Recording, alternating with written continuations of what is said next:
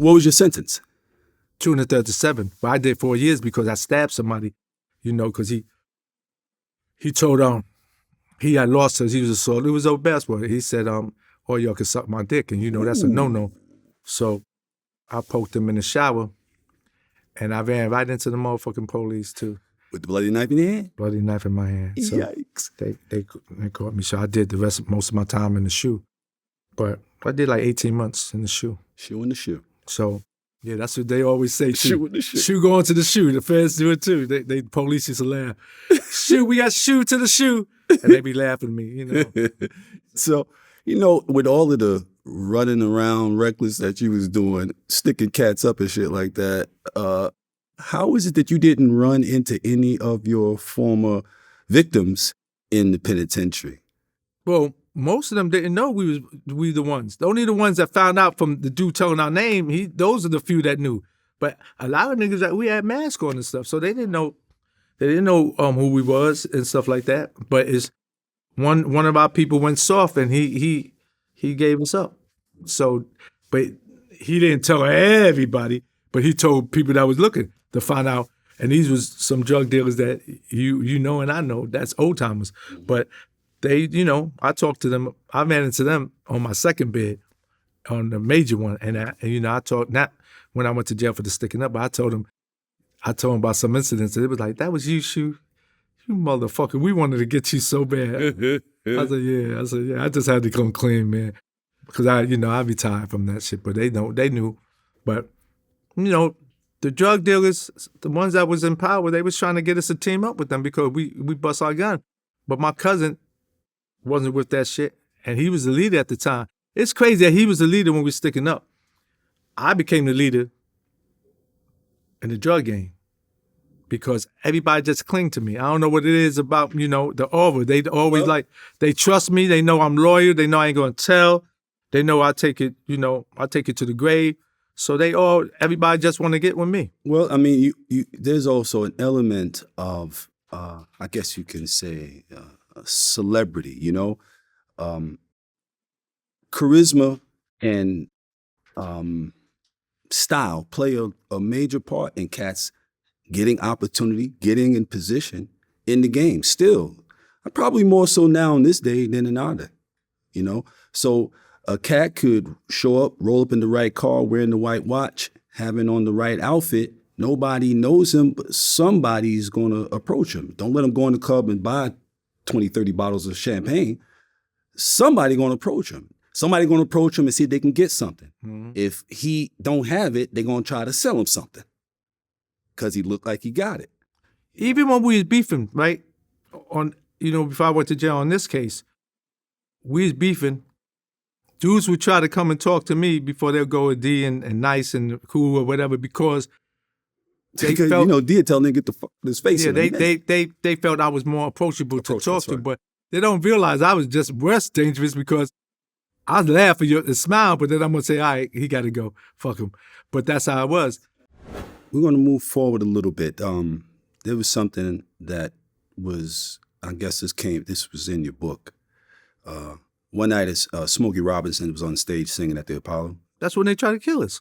That was that night. Yeah, that was that night. Oh, that's when Smokey said, "I ain't performing here no more." So tell us about that. I mean, I don't want to go into details, but they came on one side. They, because people want details, they can get your book. Yeah, my cousin. No, but I can't say names and that. My cousin.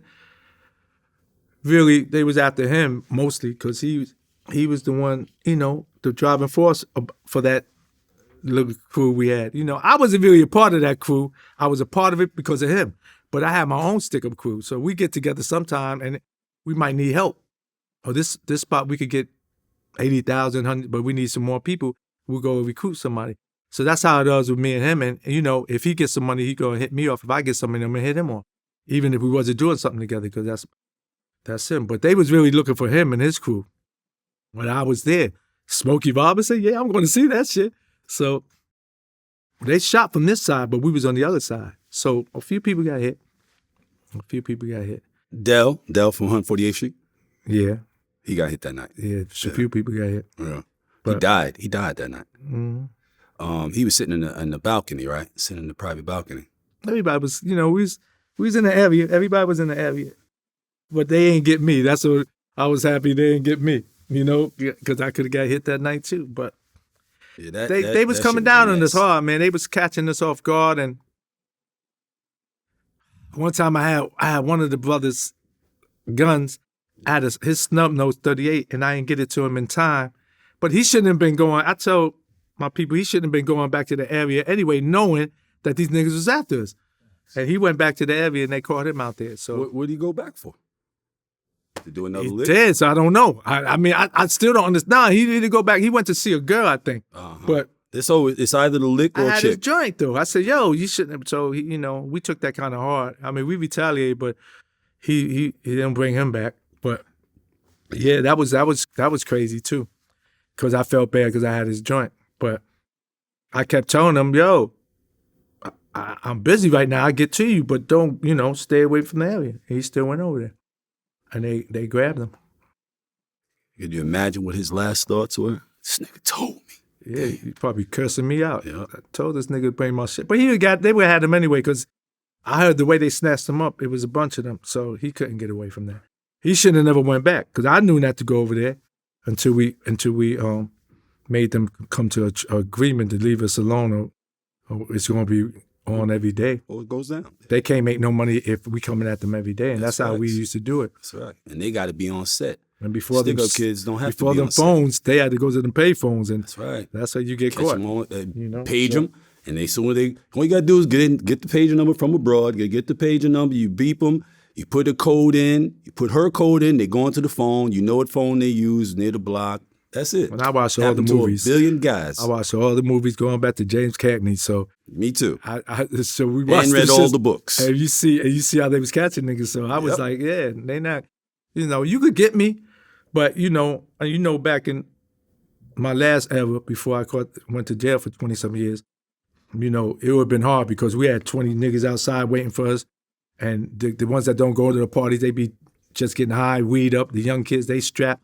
And then we in there with 20-something deep straps. So if you get me, yeah, you could get me, but it's going to be if a we motherfucker ain't tried going alone. at any of the parties, they would have been. It would have been hit. been a war because They've we been were all strapped. Yeah, we had, I carried machine guns. yeah, we had a whole bunch of good dudes with us. So they knew. That's why, the people they asked me, why they never tried you? I said, because, they could. Anybody could get had. I don't. Right. I mean, That's right. if they could get, The president. Yeah, that's basically they could get anybody. Yeah. But I'm not an easy You ain't target. go up on Ronald Reagan and hit him point blank. and You some know of you y'all hit going him. with us. That's right. And even if they did something to one of us, we want to retaliate. I could go, but before I get buried, 10 or 15 of y'all going with us. right. So that's how it was back in the day. So dudes ain't mess with us. They knew what time it is. Tell me about Anthony, 40th Street Anthony, Wild Bunch crew. But that's my cousin's crew. All them, they just good dudes. They was all good dudes. They found Anthony with his head was cut off, right? Yeah, he was found killed. a vacant Bronx building. He slept. And see, everybody listen. His body was found in Harlem. His head was found in the Bronx. Yeah, he a good dude. I see. I didn't really socialize with him that much. That was my cousin's crew, but Lil Bruce too. Lil 40th Street. Brucey, good dude. Yeah. These are all my cousin's crew. Terry, if you could see, he would They tell you found him about with it. his throat cut. Yeah. This is all behind the stick-up shit, wasn't it? Yeah, basically all them other damage that they did is that was his crew, the Wild Bunch. They was just doing crazy shit, and my man Bear from overseas, he was part of that. He was with them dudes, but the whole thing, they was older than me at the time. Most of them dudes were older than me, so Yeah. The 40th Street always had a high concentration of vicious dudes. It was a culture Yeah. within 40th Street. yeah, You know that's what where I my mean? cousin grew That's up. what at. Jamio and them came out of and all that. All them under dudes guys. was, and they wasn't scared. They didn't care about getting caught off guard, and that's how, they felt they could hold their own, even if they get caught off guard. And sometimes you can, and sometimes you can't. It depends. Everything goes on guard. You got to be lucky, because I done seen dudes get caught out there, and you thinking like, damn, he should have got it, but he got away. Yep. So, See, how is it that you ended up going to MCC? with all that shit you were going, how did you end up going back to school? Because you I was graduated high school. I was trying to get miraculously. But how I graduated was not by graduation. I had to go to college to get a certain amount of credits to get the diploma. I know what you mean. So that's how I got it. I didn't get it off the string because I attempted that. I went to BMCC. Yeah, after BMCC. I left high school, I went to BMCC and tried to do that. BMCC was a hangout. Yeah, that's the worst place you could go. Yeah, I was like, nah. We playing ball for them. What happened with me? My partner who I had rocking the spot while I was at school, he got himself killed. So I had to go back to the spot. Yeah. Well, I was dipping and dabbing, but I was mostly caught up in trying to do the right thing at that time. Because I tell everybody this. I believe it's my fault that my mother passed because of the heartaches I caused her. And I said this at her funeral too, and everybody say, no, that ain't it. I said, but it had to be because she had to endure a lot of pain from being there for me when shit happened for me. Even when I caught that case, the first case on the stick-up shit, she's like, she came to court and said, nah, he was in the house. He ain't never, so my mother was 100% for me. I mean, all mothers is 100% for their kids, I guess, but she's like, he was in the house. So after the test, she gave that testimony. I said, Ma, I wasn't at the house. She said, shut up, you was at the house. I said, all right. I was at the house. So she testified on the oath that I was at the house with her, but I wasn't. And, it's just that I feel, deeply that it's my fault that my mother left earlier because of the heartaches I caused and stuff from me always getting in trouble and stuff. So going back to what we talk about school, being defiant, running around with that 38 on me, the neighborhood, hearing about it and going back to it, Shue shot at these gangs and Shue did this and Shue did. Where was your father, bro? Huh? Where was your father through all of this? Well, my father and mother, he was a gangster too, but my father and mother separated. So when he left, that's when the burden came on me. I was like 13, 14 years old when he left. So I had to really take over. Man of the house thing.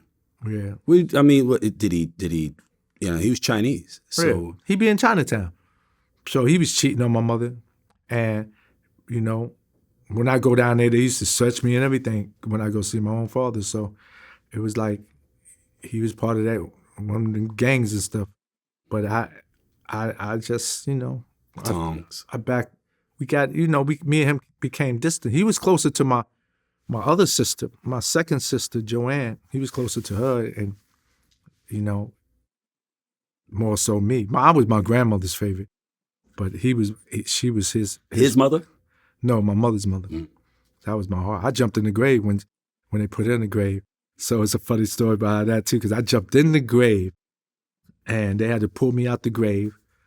And so when my mother died, my sister was like, yo, let us know now, because we're not going to have a funeral if you're going to do that same stupid shit, jump in the grave. I said, nah, I ain't going to do that. I'm older now. I ain't going to do that. You know what I'm saying? But I love my grandmother. If we had liver on Friday, I get a steak. And my father be like, man, how he getting a steak? You know what I'm saying? I'm the breadwinner in this family, because he was at the time. Right. And then so my mother became a nurse, and she started bringing in good money. But my grandma was always spoiling me. Even when she spanked me and cried, she was like, and she see I'm pouting. She, come on, I made you some cookies. I make you, something that she was my sweetheart. That's what's up. So I miss her. But, my mother is my heart too. So, I still, like, her birthday was in November. I still get. Really? November what? 16. Man, so I still get a little misty with that. Mom. That's serious. Scorpio, yeah. And my mother was, I take it, I couldn't let her, you seen she come to the parties because I couldn't, my sisters I have working the door. So if I don't let her come, she'd be pouting. So I said, oh my God. I said, Mom, this is not that type of party you could be at. No, I want to come. I make her come. I let her come. I got to put bodyguards around her. You seen, I got to put like 4 dudes. Don't make sure she all right. But then all the girls is dancing with my mother. They having a ball. So my mother's dancing and they laughing and joking. I was like, this is crazy.